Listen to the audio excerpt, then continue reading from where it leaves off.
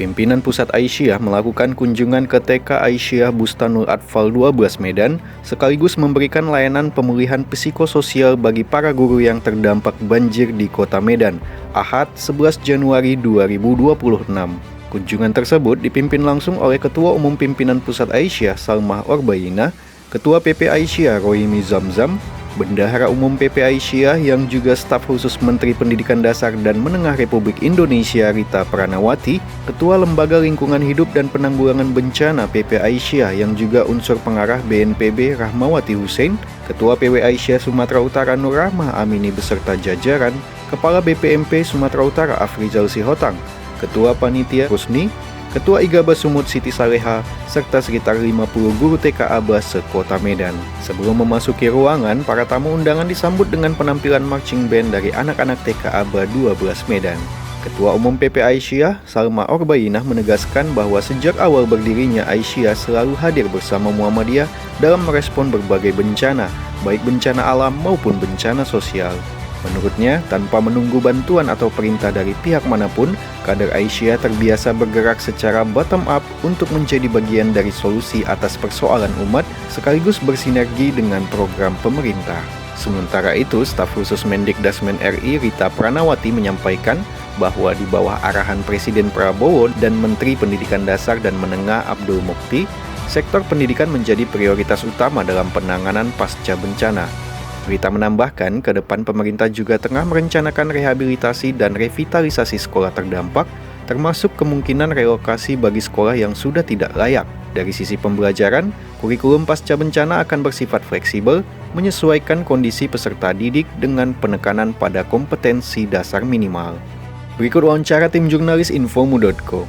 Memang sejak dulu ya, Aisyah selalu nomor 1 bersama Muhammadiyah tentunya, dalam menghadapi berbagai macam bencana, tidak hanya bencana alam, tetapi bencana-bencana yang lain ya.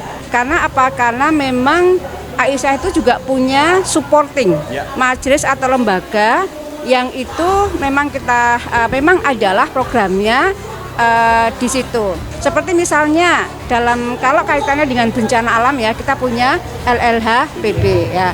Nah, itu sudah tidak usah dikomando, sudah tidak usah kita beri instruksi, enggak. Mereka sudah bisa bekerja sendiri-sendiri. Nah, dampak dari bencana tidak hanya lingkungan, tapi juga pendidikan. Nah, sehingga untuk pendidikan ini kita punya majelis PAUD ya, itu juga tidak usah diinstruksi. Mereka sudah bisa bekerja sendiri, melihat kondisi di lapangan, survei di lapangan. Nah, kemudian kita melakukan sesuatu yang sangat dibutuhkan oleh masyarakat. Kemudian masalah klinik juga banyak yang terdampak. Itu juga sudah menjadi tugasnya Majelis Kesehatan. Insya Allah ya, dengan spirit Aisyah yang merupakan organisasi dakwah, itu apa yang kita lakukan semuanya itu adalah dalam rangka dimensi dakwah. Jadi itu yang menggerakkan. Itu yang menggerakkan semua elemen anggota Aisyah adalah karena kita organisasi dakwah. Tidak usah diminta siapapun, tidak usah menunggu bantuan dari manapun. Nah, kita kemudian bareng-bareng menggerakkan bottom up bersama-sama ya, untuk kemudian membantu sebagai salah satu problem solver ketika ada masalah-masalah di masyarakat. Kebetulan juga program-program kita ini juga seiring sejalan dengan beberapa program pemerintah. Nah, sehingga kan tidak mungkin Aisyah sendiri juga. Nah, kita juga menjalin kolaborasi kerjasama dengan banyak pihak ya, dengan pemerintah juga, untuk kemudian membantu tadi menyelesaikan sebagian mungkin ya permasalahan-permasalahan umat yang ada. Itu karena memang kita sadar bahwa kita adalah organisasi Islam dakwah amar ma'ruf nahi munkar. Apa komentar Ibu melihat gerakan 3 wilayah Aisyah, Aceh, Sumatera Barat, dan Sumatera Utara terkait dengan bencana yang sangat dahsyat kali ini? Luar biasa. Kita memberikan, pimpinan Pusat Aisyah memberikan penghargaan yang setinggi-tingginya kepada 3 wilayah, Sumatera Utara, Sumatera Barat, dan juga Aceh, yang mereka tidak juga harus menunggu instruksi dari pusat, Pak. Mereka sudah langsung bergerak ya, kemudian melakukan koordinasi, konsolidasi. Bahkan saat itu di Aceh kalau tidak salah belum ada, Muhammadiyah juga belum bergerak. Itu para perempuan-perempuan Aceh sudah memberikan bantuan ke daerah terdampak. Bahkan karena jembatannya putus, mereka pakai tali. Ibu-ibu itu menyeberang pakai tali, luar biasa. Nah, itu pertama dari Aceh. Kemudian Sumatera Utara juga luar biasa, koordinasi yang bagus antara Aisyah, Muhammadiyah, MDMC, dan seluruh elemen itu membuat mereka kerjanya rapih, terkoordinir, dan kemudian bisa langsung memberikan bantuan kepada masyarakat semuanya. Demikian juga Sumatera Barat. Ini juga luar biasa ya. Mereka kerjasama yang baik ya, karena kita adalah bagian dari Muhammadiyah, sementara Muhammadiyah juga sudah ada yang menangani, yaitu MDMC di bawah satu omor, One Muhammadiyah One Respon.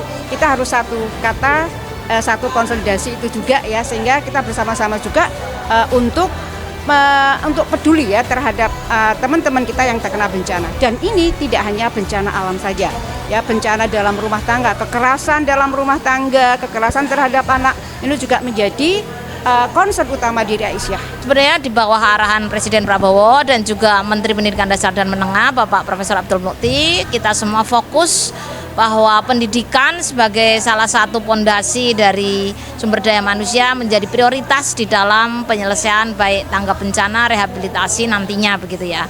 Nah, ini kemarin seminggu lalu Pak Menteri juga ke Aceh untuk pertama kali sekolah, di hari pertama sekolah, dan ini menjadi prioritas. Di tanggap bencana ini masih banyak yang memerlukan bantuan, terutama karena masih ada sekolah-sekolah yang belum buka. Kemendikdasmen full all out untuk mulai dari pembersihan, kemudian supporting kepada guru, dan juga school kit ya. Dan nanti kalau sudah berproses selain psikososial, tentu kita juga sedang menyusun, merencanakan bagaimana sekolah-sekolah yang tidak bisa ini. Terutama apakah ada yang harus direlokasi, kemudian direhab kembali, karena sebenarnya program revitalisasi yang kemarin sudah berjalan sebagiannya tidak bisa dipakai lagi begitu.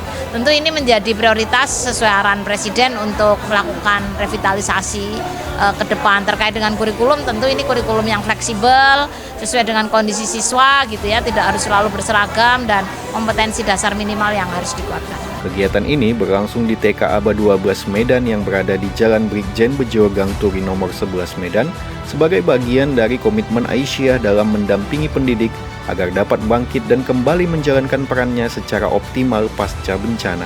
Dalam kesempatan ini juga pimpinan Pusat Aisyah memberikan bantuan APE atau alat permainan edukatif kepada TK Aba yang terdampak banjir di Kota Medan.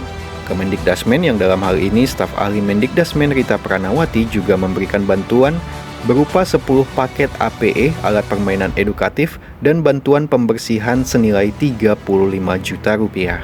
Saiful Hadi, Bes Nugraha, memberitakan dari Kota Medan.